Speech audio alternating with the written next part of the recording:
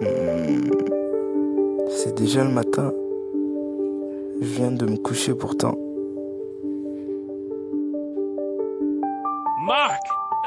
Dépêche-toi! Tu vas encore être en retard. Est-ce que je veux vraiment aller à l'université aujourd'hui? Je pourrais utiliser un congé maladie et personne ne m'en voudrait. Non, je dois y aller. Sinon après ce sera encore pire.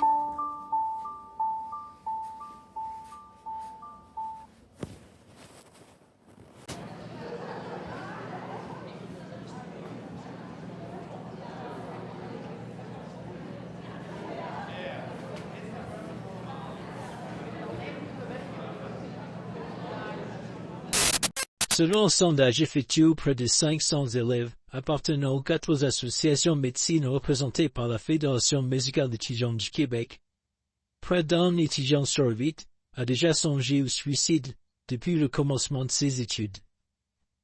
Ce nombre important démontre la nécessité d'apporter un service de soutien.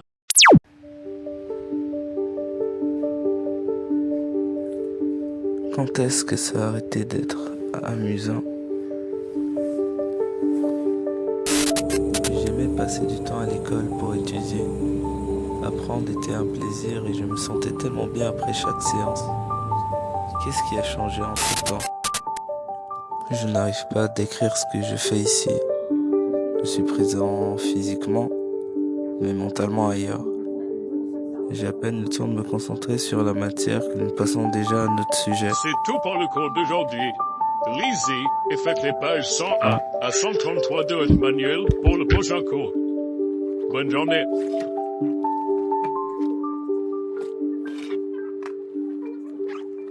Et voilà une autre pile de devoirs qui s'ajoute à ma montagne de travail.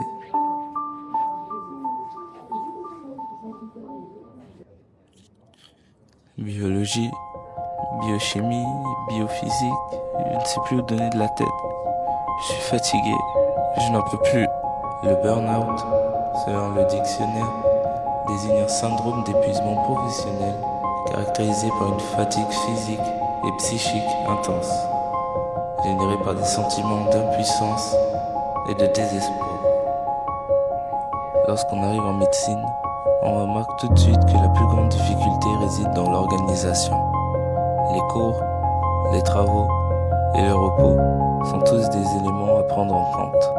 Cependant, en cas de mauvaise gestion, la charge de travail s'accumule jusqu'à nous déborder complètement. Je ne peux pas surmonter tout ça seul. J'ai besoin d'aide. Chaque université dispose de son propre programme d'intervention psychologique accessible à tous les étudiants. Les intervenants sont là pour accompagner et proposer un plan pour aider les élèves à se remettre sur pied. L'intervenante m'a aidé à établir un plan d'études concret et m'a donné plusieurs conseils sur ma gestion de temps. Grâce à elle, j'ai pu me rappeler de mes motivations et surtout, j'ai pu sortir de cette impasse dans laquelle je me trouvais. Je conseille à toute personne vivant une situation comme moi de faire de même et aller chercher de l'aide vers l'extérieur si jamais vous ne pouvez pas y arriver tout seul. Vous verrez, cette simple action peut changer votre vie.